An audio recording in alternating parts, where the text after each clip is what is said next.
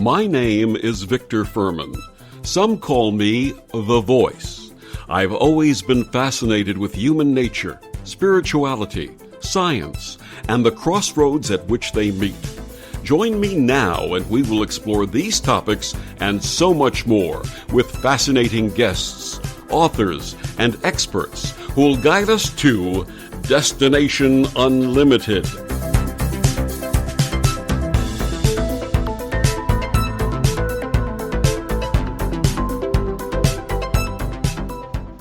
Does religion reflect historical events? Were ancient peoples convinced that peoples or beings who looked different and created miracles were gods?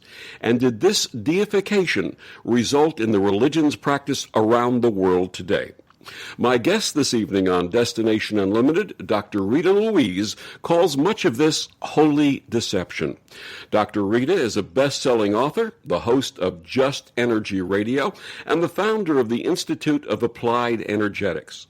She's the author of the books The ET Chronicles, What Myth and Legend Has to Say About Human Origin, Avoiding the Cosmic 2x4, Dark Angels, an Insider's Guide to Ghosts, Spirits, and Attached Entities, and The Power Within, as well as hundreds of articles that have been published worldwide.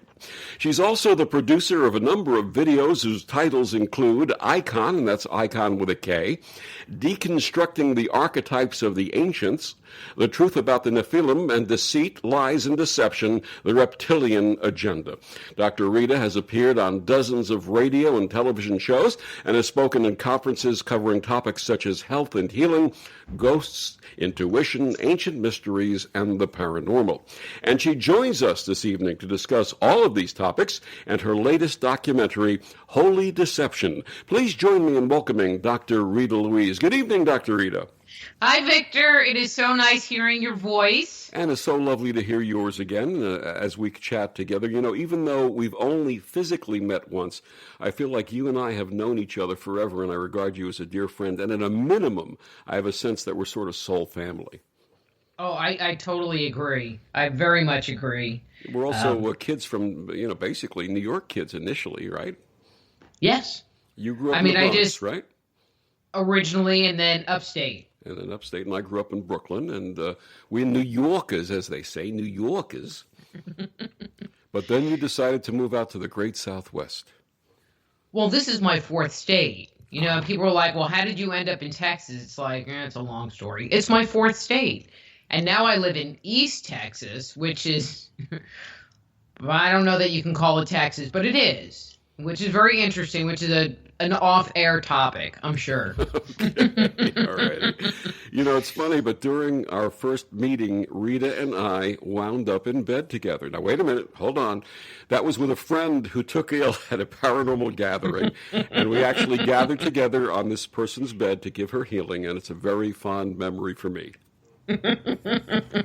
You're making me blush, Victor. Oh, I'm sorry. We don't have camera on for this, so I can't tell, but I can feel it. I can sense it coming through the earphones. Through my giggle. Through your giggle, absolutely.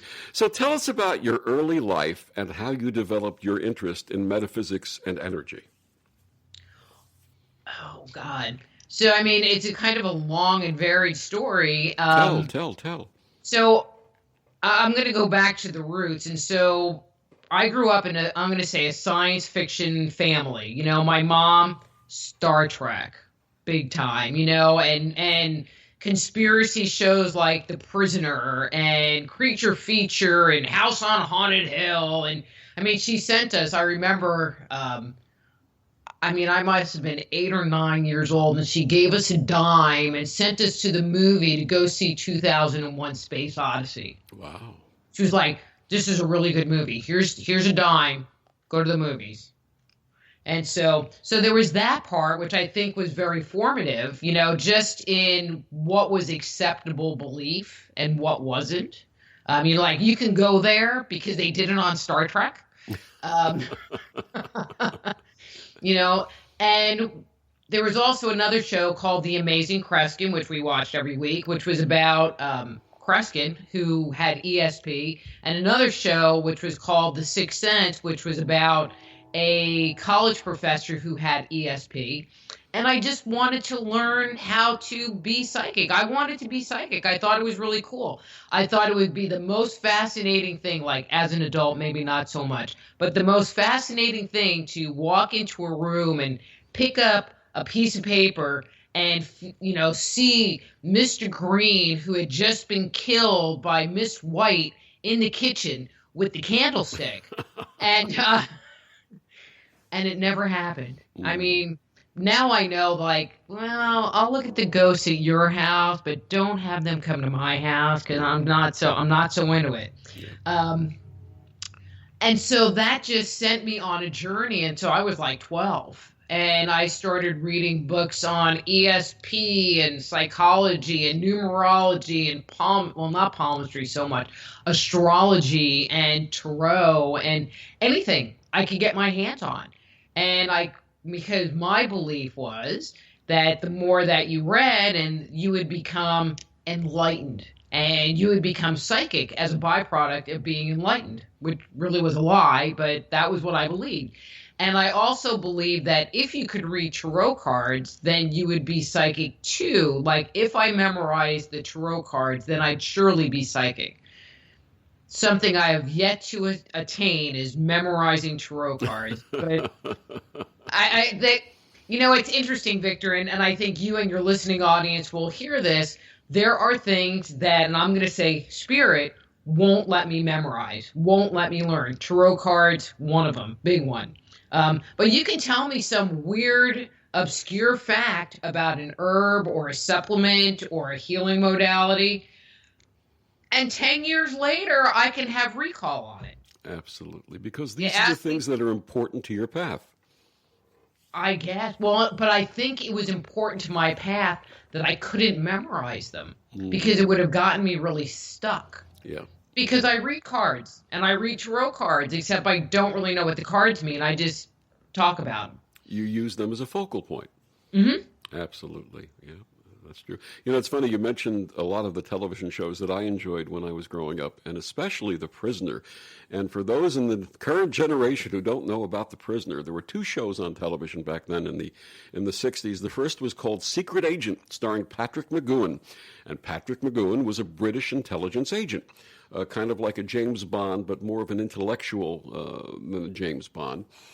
And that series ended, and then he produced a show called The Prisoner. And The Prisoner was about him resigning from the British Secret Service, and apparently you were not allowed to resign from the British Secret Service. And what happens is after his resignation, he goes home and he goes to his apartment to pack and leave. And you see this gas coming through his door and he gets knocked out. And the next thing you know, he wakes up on this island and it's called the Village. He's in the village. He's in the village. And no one has a name. They all have numbers. He was number 6. And he always has to deal with a different number 2 who happens to be a bully and basically taunts and chastises him. And he's always asking who's number 1. And at the end of the series, the last show, you find out that he was actually number 1 all along. And it's funny because the production company he formed was called Every Man Productions. And the message he delivered is that every man or every woman, every human is a prisoner of their own minds and whatever mindset they have. And I thought that was just such a wonderful, wonderful parable. But if you're into conspiracy theory and government propaganda and all mind control, it is the series to watch. Absolutely. I mean, because what they do to this guy and how he finally figures it out and turns it all around back on them is just sheer genius. So it's just sheer genius. Absolutely. And he was a producer, and I think he had a lot of writing credits on that show also. So this is a lot of what Patrick McGoohan brought. And I think you can probably find it on one of the video services today. I haven't seen that show in ages, obviously. But they're probably available. I have the CD set. Oh, you do? So you can get the CD set. It. Oh, absolutely. Yeah, you can get the whole 17 or 19 episodes on DVD. Wonderful. And anyone who has any interest in the power of the mind or conspiracy theories or just this whole concept of humanity, that this world in which we live and the strange twists and turns that are presented to us, it's just such a wonderful view. It's I guess if you can get it today, you do what they call binge watching, right? Exactly. You sit down and you watch every show. So we got a couple of minutes left in our first segment. Let's talk briefly about how you got involved in your healing practice. Well, I was in all those TV shows, and at a much later age, I found the Berkeley Psychic Institute and studied with them. And so basically what they taught you to do was to do psychic readings. But one of the other things they taught was to do energy healing.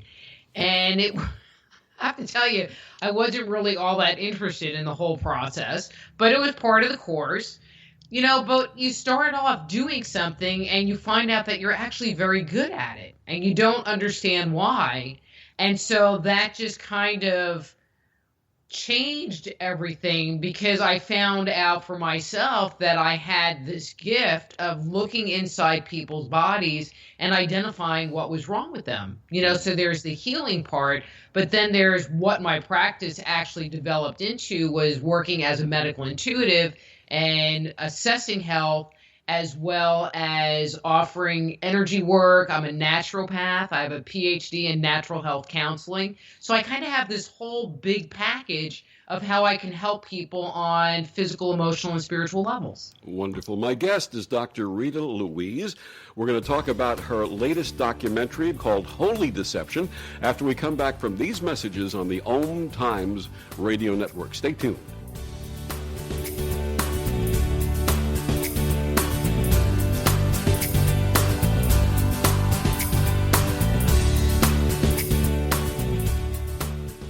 OMTimes Magazine is one of the leading online content providers of positivity, wellness, and personal empowerment. A philanthropic organization, their net proceeds are funneled to support worldwide charity initiatives via Humanity Healing International. Through their commitment to creating community and providing conscious content, they aspire to uplift humanity on a global scale. OMTimes, co-creating a more conscious lifestyle.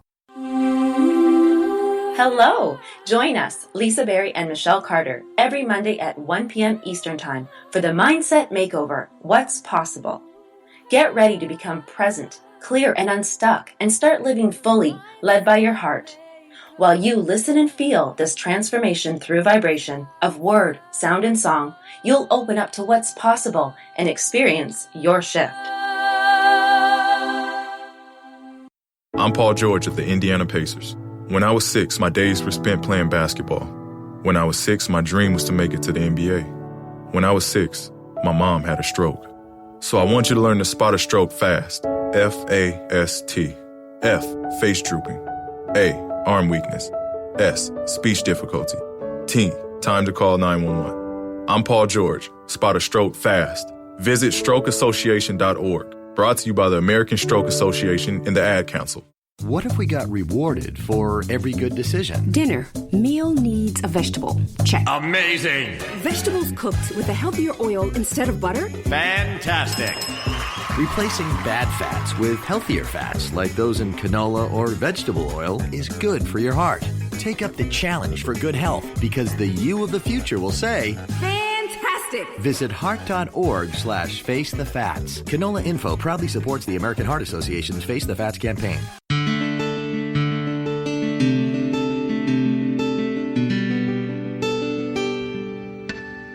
And we're back on Destination Unlimited. My guest this evening, Dr. Rita Louise. Her latest documentary is called Holy Deception.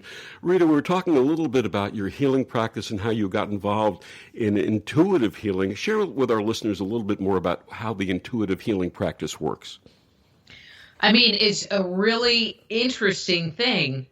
I would assume, like any psychic ability, it's something that we all can do. But basically, when I work with people, and the way that I like to practice, unlike some other people that work in this area, I'm really a problem solver, Victor. And so, a lot of people are like, well, aren't you going to scan my body? And my comment to them is, well, you know where all of your owies are. So why don't you just tell me where they are? And then I won't spend most of our session finding them. And then we can spend the rest of the session really digging deep on what's going on and coming up with solutions to what's going on. But when I'm working with someone, I am able to see if there's inflammation in their body or if there's an organ that's not functioning correctly. But tied to it, everything in our body, when we experience disease, there's always a psycho-spiritual, or almost always a psycho-spiritual aspect to it. And so I'm able to help people understand why they got sick in the first place, what was going on within them that allowed the disease to manifest in the first place at all. And because unless you fix that part, it's just going to come back. And I'm sure everyone listening has heard about, someone had cancer and they had, an organ removed, they had their spleen removed or whatever. 5 years later, they have another occurrence of cancer, but it's in a different part of their body. And it's because, and I'm not going to say in every case, but in a lot of cases, it's because they haven't resolved the issues that are underlying the cancer in the first place. And when I work with people, it's not always about the emotional part. I mean, there really is kind of two parts: addressing what's going on the physical level and providing information about herbs, supplements, dietary changes. Go see your chiropractor. Hun, you need to go to the hospital now. I mean, it can go there. To addressing what is going on in their psyche that is underlying their ability to experience wellness in their life. Absolutely. And share a little more about how the naturopathic aspect comes into play. Well, when a disease actually breaks into the physical body, and that's what I believe happens, is that it sits in the background of our energy system. But given enough time, it's kind of like a corn. It gets bigger and bigger until it finally breaks through into the physical and we become symptomatic. And so working with the herbs allows the body to start working through that healing process. All right, a naturopath is a person who helps people heal using non-invasive methods. So whether it's taking hot Epsom salt baths, or working with herbs, or working with homeopathy. It could be doing energy medicine, anything that's non-invasive. So not prescription medication, no slice and dicing like you would find at a doctor. And so when I work with people, I help them to address what's going on physically, as well as what's going on emotionally, because they're kind of two ends of a spectrum. Where our emotional part is one end and the physical part is the other. And so when you address both sides, it gives you the opportunity to actually heal, in my opinion, a lot faster. It's interesting that you talk about the emotional aspect and the tie-in. Early on in my energy healing practice, I was invited to take part in a marathon, a healing marathon, for a woman who had been diagnosed with ovarian cancer. And this was on a Saturday, the entire day, and this woman was on a healing table, a massage table, and at any given time there were 5 or 6 people gathered around her, giving her energy. Some people were praying, other modalities were being used. My foundational modality was Reiki, but it evolved into other things. And as I was scanning her abdomen, I had 2 names pop into my head, and I didn't know anything about this woman other than her first name. And 2 names popped into my head. And I looked at her and I said, "Who are X and Y?" And her eyes got misty, and she looked at me and she said, "How did you know?" And I said, "Who are they?" And she said, "My husband and my son." And she had a sense of abandonment by her husband and her son. And that manifested, apparently, in this ovarian cancer. So the connection between our mental, emotional state and our physical state is absolutely concrete. Mm-hmm. Oh, exactly. Exactly. Yeah, go ahead. Go ahead. No, go ahead and ask. I say, do you find this frequently, this type of situation? I would say that in the clients that I work with, it's about 90%. Wow. Sometimes there are things that are just functional. The collagen in your hip is wearing down and now you're experiencing hip pain. you fall down a flight of stairs and you hurt your back. Now, I mean, and there are people that will put a spiritual spin on, well, why did you fall down the stairwell in the first place? But now you're down on the ground and you have back pain. It's functional. Yeah, absolutely. So. Absolutely. Now, also, you are training young new medical intuitives. Tell us about that.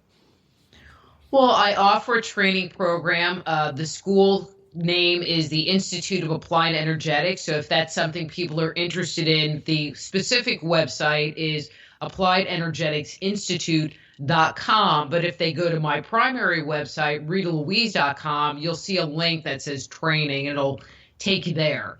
And so what the training program does, it's broken up into 4 modules where individuals can do healing on themselves, because in order to help anybody else, you need to work on yourself. Absolutely. And it also offers students an understanding of, if I'm going to clear your auric field, what does that feel like? And so they have personal experience of what that feels like before they start doing it on other people. So that's our foundation class.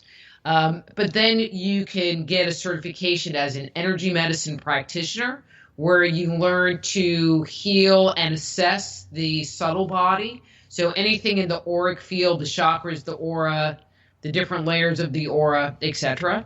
There is the intuitive counseling module, where it's all about reading, psychic reading, tarot reading, palm reading, deprogramming, past life reading. It's reading the emotional energy of what's going on with people. But it's really about flexing that visual and clairvoyant muscle.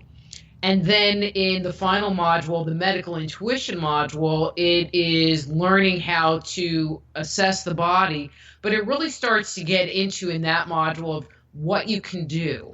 And kind of going back to what we were talking about earlier, when I had a girlfriend who had a little Reiki clinic. She taught Reiki, and on Sunday afternoons, she had a little Reiki clinic that was free. But I wasn't a Reiki person, and I wasn't one of her students. But she gave me this little corner in her area, and I would just sit there. And when I'm doing energy work, I mean, I can do it on a table, but my preference is I sit in my chair and you sit in your chair, and I wave my arms around. See, this is much better on film. I wave my arms around, and then I'm like snapping the energy off my fingers, and I yawn a lot. So that's the visual. And so I just had my little corner that I was doing my work in, and then reading them. It's like, okay, well, this is, I'm clearing them, and it's like, oh, well, blah, blah, blah, blah, blah, blah, blah, blah, blah, blah, blah. This is what I'm seeing. And the first question they asked was, well, what can I do about it? And I had nothing. You can meditate. You can run energy. You can work on your energetic self. But that's kind of complicated and not really a beginner move for a lot of people. And that's really what prompted me to go back to school to get my degree as a naturopath, was to have more tools to offer clients, because apparently I was really good at it. Absolutely. Imagine that. Absolutely. Well, you're a natural naturopath. I mean, this is stuff that you were doing, and that was a natural extension of the work that you were doing. So if someone is interested in a healing practice, is there any prerequisite for them joining you in this work? No, I mean, basically, you have to be able to read. You have to have a computer. And that's really about it. So someone doesn't have to say, I woke up one morning and my hands were like burning hot and I touched someone and I healed them. They don't need any of that pre-work to No, it takes you from the very beginning and walks you through the entire process. I think that if people have a generic understanding or have heard the word chakra or aura, that really helps a lot, because then you're not taking them from pre-K. But it really takes you on the journey through understanding your energy field and your energy system, to working with other people and helping them resolve issues and solve problems and experience health in their lives. You know, it's interesting. One of the things that in energy healing that I've experienced with students is someone says, I don't feel anything, or how come they feel something and I don't feel anything? How do you answer someone who comes to you with a question like that? I mean, Victor, you know me, I'm pretty blunt. I'll just, Yes. I pretty much just tell them, well, it's like, well, you're just not sensitive. They're really sensitive and you're not. And it's okay, because we're all not that way. We all have our own journey. We're all ourselves, and we all have different gifts to bring to the table. And maybe that's not your one, or not your one in this moment. Or it's just natural that you're providing the healing energy and you don't sense it or feel it, and that's okay too. Mm-hmm. My guest is Dr. Rita Louise, dear friend. Rita, please tell our listeners how they can find out more about you and your work. The best way to find me is by going to my primary webpage, which is ritalouise.com. That's ritalouise.com. And it's pretty much a portal to everything I do. So you can get access to my books, the videos that we're going to be talking about in the second half, the training program, information on scheduling sessions. I have a bunch of other videos that are from YouTube and articles on that site, but it is like these clearinghouse to get you to where you need to be. All Rita Louise. Absolutely, and we'll be back with Rita Louise, and we'll be talking about Holy Deception, her latest documentary, after these words from the OMTimes radio network.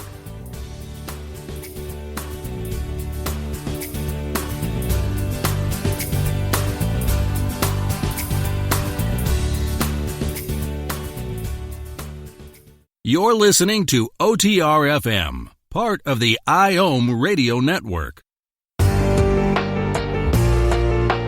Are you in an interfaith relationship and thinking of getting married? For 18 years, Reverend Laurie Sue Brockway has been creating personalized, loving, and romantic ceremonies for couples of all faiths and cultural backgrounds.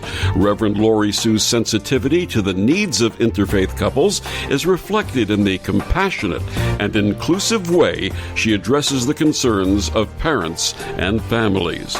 Reverend Laurie Sue is also the author of several best-selling books on interfaith weddings and wedding vows. Selected as one of the top interfaith officiants by New York Magazine, Reverend Laurie Sue serves couples in the New York metropolitan area and beyond.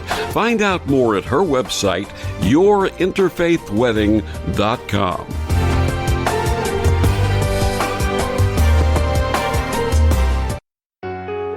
Circle of Hearts Radio is a sanctuary on the airwaves. Join me, Grandmother Elia, in the circle on Sunday, 2 p.m. Eastern, as I share information to both enlighten and nourish your soul. When I was little, I didn't talk for a long time. I was sensitive to lights and sounds, so I built secret hiding places where they couldn't get in. Sometimes I did the same things over and over, until one day I found out I had autism. My family got me help. Slowly, I learned how to live with it better.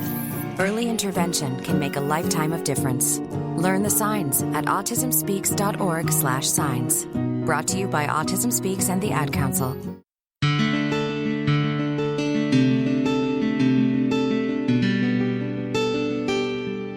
And we're back on Destination Unlimited. My guest this evening, Dr. Rita Louise, and we're going to start talking about her latest documentary, Holy Deception. So, Rita, in your newest video, you share how the stories of ancient gods and goddesses are the result of either humanity's way of explaining nature or even beings that they encountered. Please explain. Okay. I'm going to just start with one of my main points. When you start reviewing the mythic record, one of the things, or at least to me, one of the things that just jumped out at me was that there were parallels and similarities culture to culture when you start looking at the stories that they tell. I mean, parallels that are so shockingly apparent that, one, I don't understand why many more people haven't figured that one out. It does give the notion of Atlantis, not that I'm giving Atlantis credence, but it does kind of put that idea into play that there was a singular source from these stories.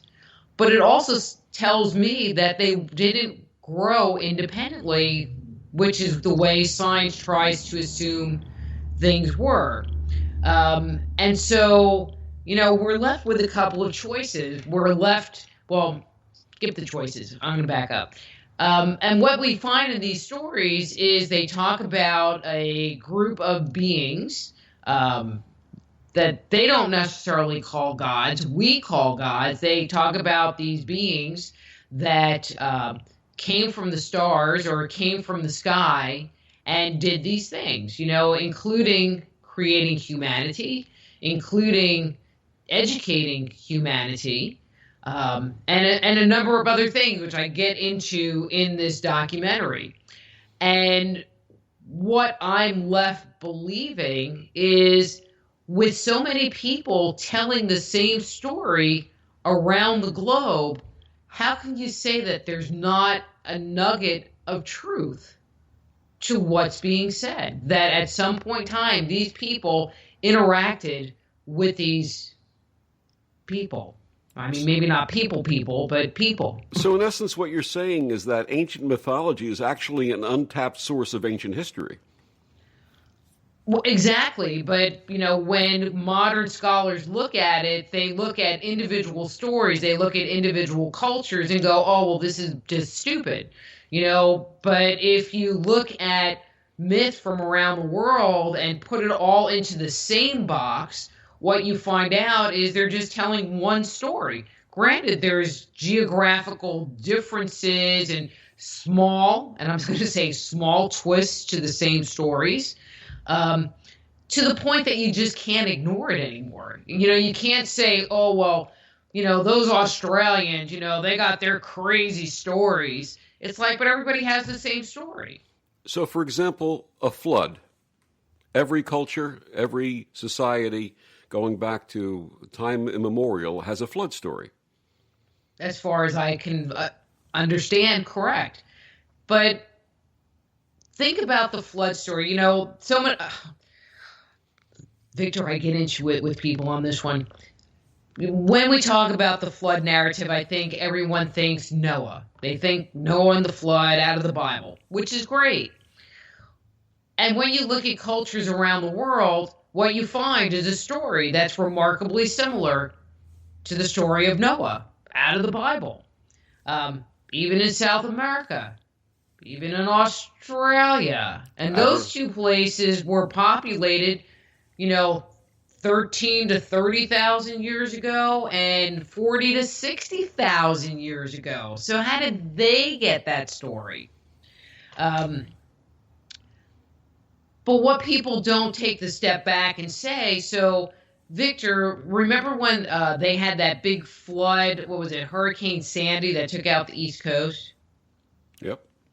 Okay, so if you were on the beach, or your house was on the beach, and you were telling your story, that would be your flood story. There would be specific people doing specific actions, surviving in a specific way.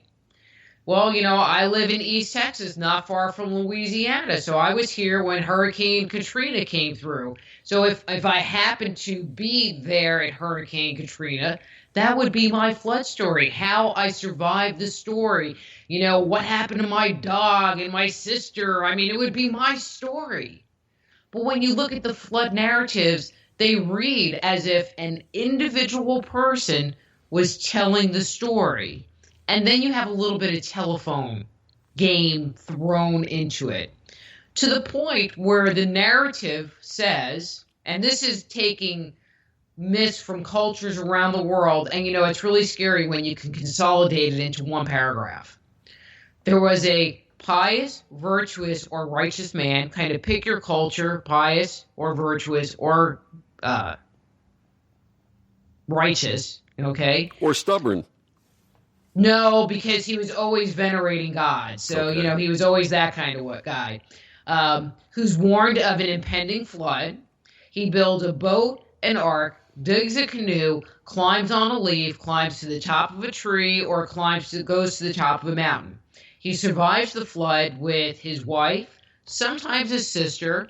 In several stories, there's an old man who survives the flood. In some of the stories, there are children that survive the flood. In some of the stories, there are animals that either are on the boat or climb to the top of the mountain with the family. And then in some, and this one was the most interesting because we don't have a geographic center. It wasn't a Middle Eastern story because I found this narrative in the Americas, was that in some of the stories, an animal is released to let them know that the water had receded. Mm-hmm. Not necessarily a bird. So you get these little differences, but you read the stories and they read with the same tempo. So, for example, this one comes out of South America. There were these two righteous brothers who were warned by a talking llama that there's going to be a flood. And so the brothers get their wives and children and they climb to the top of a mountain. And as the water rises, the mountain rises. And as the water recedes, the mountain recedes. And when the flood is over, they're on the top of the mountain with a bunch of animals and an old man. And is the talking llama still there? That's what I want to know. No, we don't know anything else about the talking llama. No. But you read that narrative and there's a period at the end of the sentence, just like in the Genesis story. This is what happened. Bam, it's done. Right. What other common myths do you find from around the world? A lot of them. Anything that you find in the very early narratives.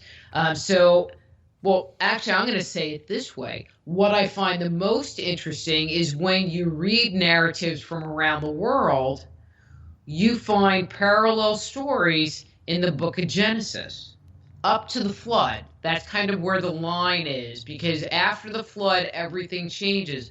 But prior to the flood, you find parallel stories. But what happens, and where I think a lot of confusion happens, is that in the Bible, there's one God. In all of these other cultures, there's multiple gods, and these multiple gods are all fighting each other and vying for power and having affairs and coming down to the earth. Zeus coming down to the earth and having sex with women and producing offspring like Hercules and doing all of these things that in today's day and age we see as being kind of horrid because that's what the gods told us to do, but they were really bad. But in the biblical text, there's only one God. So we can't have this pantheon of gods fighting with each other. We can't have Zeus fighting Kronos and the Titans running around doing their crazy thing because there's only one God. And so they took all those stories out. And what you're left with is the book of Genesis up to the flood. So in the book of Genesis, you have what are known as the giants of renown. Who are they? What do they have to do with the Greek pantheon?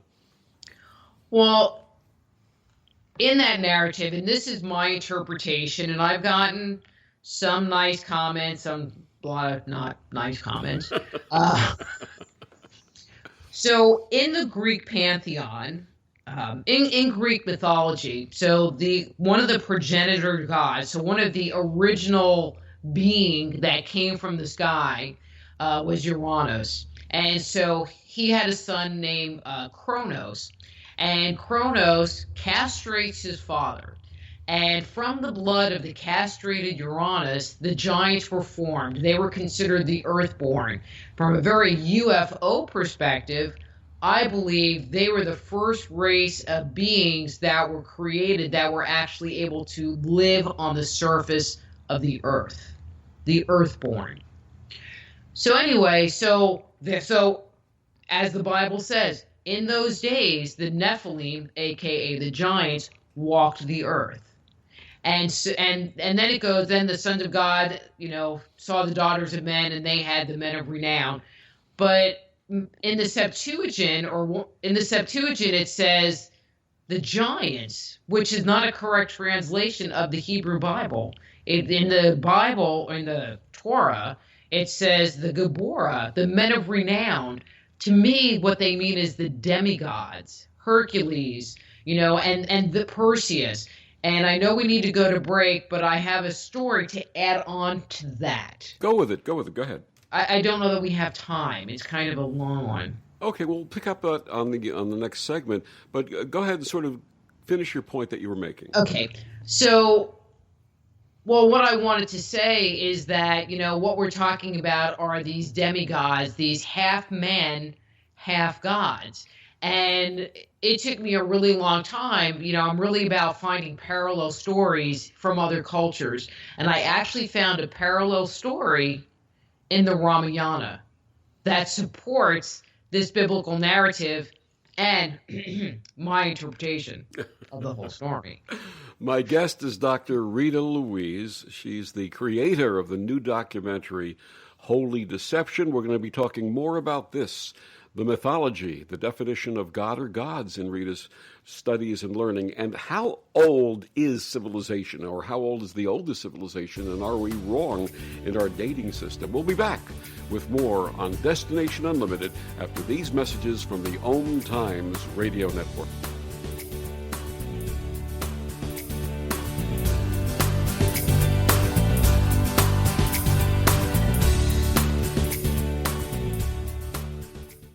Have you ever wondered how to change your love paradigm? The secret key is finding a love partnership, not just a regular connection. How do you find these? Through conscious relationships. Ascending Hearts Dating is a dating site for people like you that believes in second chances and a different type of spiritual connection. Try Ascending Hearts for free today at ascendinghearts.com and change your love paradigm. Ascending Hearts, the premier dating community for the spiritually awake.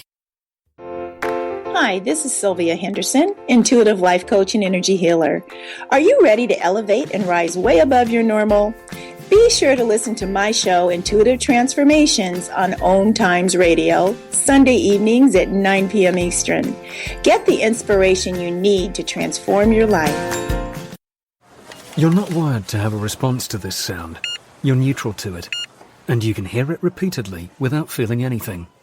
But when we introduce a new stimulus, save the food, we've achieved pulling a natural or inborn response from you. Save the food, because 40% of all food in the US never gets eaten. Save the food. Cook it, store it, share it. Just don't waste it. For tips and recipes, visit savethefood.com. Brought to you by NRDC and the Ad Council. Grab a cup of tea or a glass of wine and tune in for Inspired Conversations with publisher Linda Joy on Tuesdays at 2 p.m. Eastern. Linda creates sacred space for leading female luminaries, empowering authors, heart-centered female entrepreneurs, coaches, and healers. A soulful venue where guests openly share the fears and obstacles they've overcome, wisdom and lessons learned, and the personal journey that led them to the transformational work they do in the world. Inspired Conversations to empower you on your path to authentic, soulful living.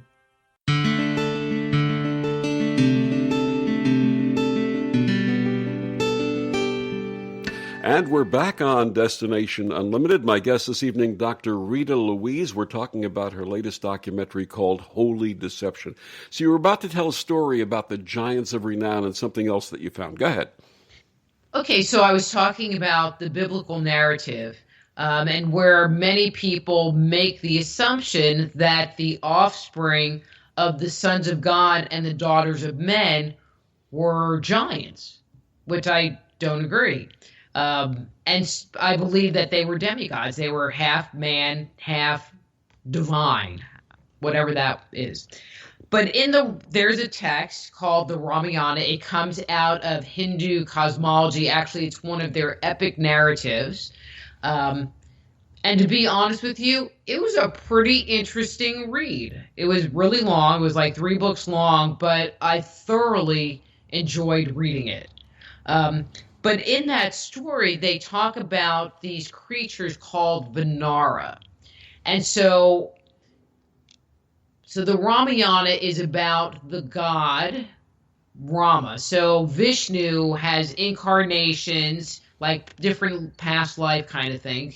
And he incarnates as Rama. And so before he comes into the earth, his father knew that, or Vishnu, the supreme being, knew that at some point in time in Rama's life, he was going to have this battle with the demon god of Lanka. So Vishnu asked all of the gods in the heavens to come down to earth and mate with the apes and the bears on the planet Earth. And the byproduct, the offspring of these not untoward union, because this was a divine decree now, were these demigods. And so Hanuman, who's a primary character in this narrative, his father was the god of wind, the chief god of wind, and he was fleet of foot, and he was able to jump from mainland India to the island of Lanka to go visit Shiva, who had been kidnapped by the demon god of Lanka. There were two of these Vanara, who their fathers were great architects in the Hindu culture, architect gods. And so they were able to help the Vanara construct a bridge for them to get from the shores of India to the island of Lanka to take their army. You know, and so depending on who your dad was or mom was, would depend on how much skill and ability and power you had.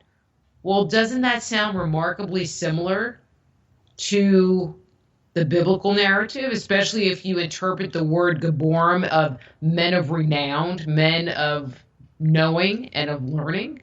Absolutely. And the term giant, the misrepresentation of the term giant, if someone has tremendous intellectual power and skill, they're considered to be giants. Mm-hmm. Exactly. So not necessarily physical giants, as many people have believed. Correct. Okay, wonderful.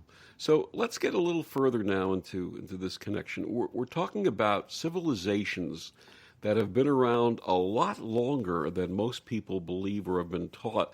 In fact, that archaeology recently has saying that they're making discoveries that transcend, you had said, 60,000 years. Talk about that. Well, I mean, what we know is that, you know, people moved into Australia, or at least the current theory. There are some people that put out, especially like Stephen and Evan Strong in their work, that humanity actually migrated out of Australia and not out of Africa. Excuse me.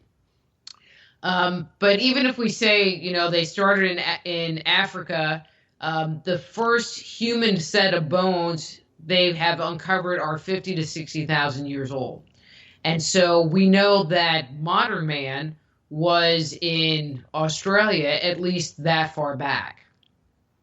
But when we start talking about the age of humanity, you know, it's interesting, Victor, because my belief, all right, this is going to kind of blow your mind, I think.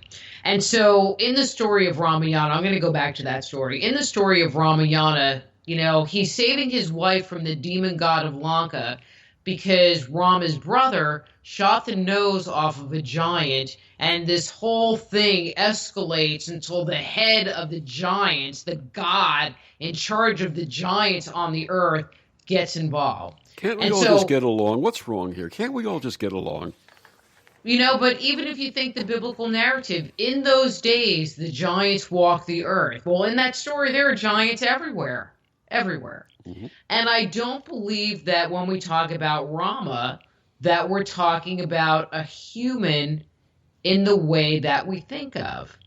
If you pay attention to Hindu cosmology, they say that Rama lived in the later part of the Treta Yuga. And the Treta Yuga, and just I'm kind of pulling numbers out of my head here, started about 2 million years ago and ended about 800,000 years ago. So, I mean, that was before 60,000 years ago. Yugas are ages for our listeners who are not familiar with the term. A yuga refers to an age, and there are several ages that are depicted in this history.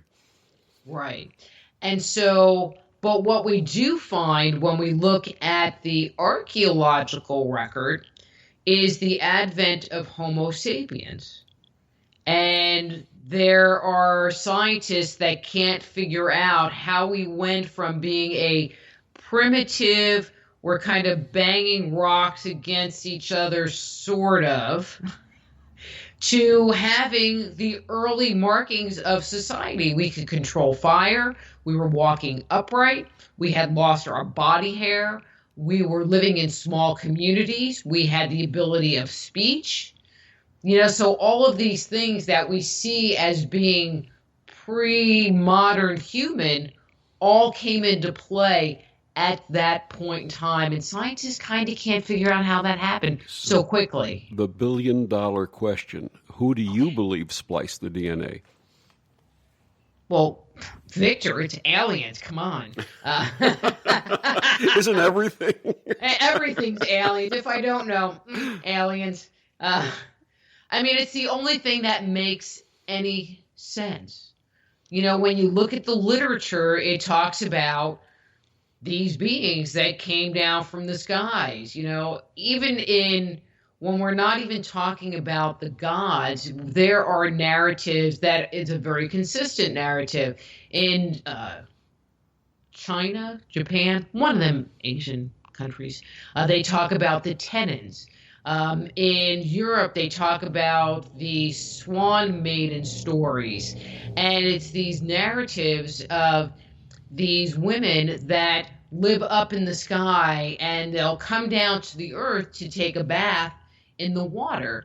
But when they take their, like in the swan maiden story, they take their cape off. They look like swans. They take their cape off and they have human form. Well, in the one story, a farmer sees them in the water and he steals one of the cloaks of the swan maiden, who's not able to go back to the heavens because her cloak is gone.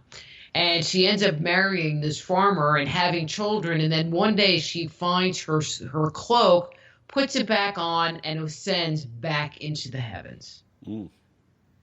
Now, we're talking about cultures that, sticks and stones and bows and arrows. I mean, bows and arrows were advanced technology for some of these groups. Where do they come up with these stories about weapons that emit lightning, or a staff that if you bang it on the ground sets off earthquakes, or these celestial chariots? Where do they come up with that? The Vimana in the Ramayana work. Yes, exactly. Flying chariots. But flying chariots, things flying around in the air, is another consistent narrative that we find. And let me make my holy deception point. Go ahead. If we think that we've been taught in the Western world that God is omnipotent, God's all loving, God's omnipotent, God's everywhere and nowhere, and that whole thing. We all know that story. But what we should expect out of God if he were to take on physical form would to be like somebody like Q from the Next Generation. God would come around, he'd snap his fingers, the mariachi band would appear, he'd snap his fingers, he'd create a couple of universes, bam. That's what Q does. He's omnipotent. When you read the stories that come out of myth, that's not what you find. Mm-hmm. You find a God who needs a chariot to get around. He needs weapons to fight his battles. What part of omnipotent is that? Meaning he needs, or she needs, tools and technology. Exactly. Okay. Alrighty. Now, I'm going to throw a real screwdriver into the mix. What if there was an advanced human civilization here that had that technology and somehow was completely wiped out and had to start all over again? It would not necessarily, although I can't discount that completely, but it wouldn't necessarily account for the distribution of the mythic record. Okay. Because we find that consistency. And that's why I threw the Atlantis thing out. I mean, because that's, where you find the destruction of this advanced society. And if you take a concept of we have a finite group of people, and it is this finite group that are sharing their story. Victor, and I think this will be kind of an interesting way for the listeners to kind of wrap their mind around it. When we think of Santa, we all have the same story. We know where Santa lives. We know the name of his reindeers. We know what day of the year if you want to find him, when it's going to be. If you want to find a faux Santa, you know where to find that, and what time of year is the best to go like Santa hunting. We know the story. We know it. And so wherever you go, if you ask somebody, well, can you tell me about Santa? Everybody has the same story because we've only been told one story. And that's what it seems like. Like everybody on the planet was told, kind of like The Prisoner. We were all brainwashed by the general with that cap on our head telling us what history is, and that's the history we have. Her documentary is called Holy Deception. Dr. Rita Louise, tell our listeners how they can find your documentary and much more about this fascinating work. So, they can get links to the documentary off my webpage, ritalouise.com. A very easy way to find Holy Deception is just to go on Amazon.com or Vimeo.com and type in Holy Deception. Sometimes you have to put my name with it to find it. Victor, $2.99. Wow. $2.99. I really want this material to get into people's hands. And so that's why I'm just making it be very affordable for anybody that might want to rent it or buy it or whatever. And RitaLouise.com is the website. Rita, thank you so much for joining us this evening. Thank you, Victor. Always a pleasure talking to you. And we got to get you back on soon because there's just so much material to cover and not enough time. Okay. And thank you all for joining us tonight on Destination Unlimited. I am Victor the Voice Furman. Have a wonderful week. See you next week.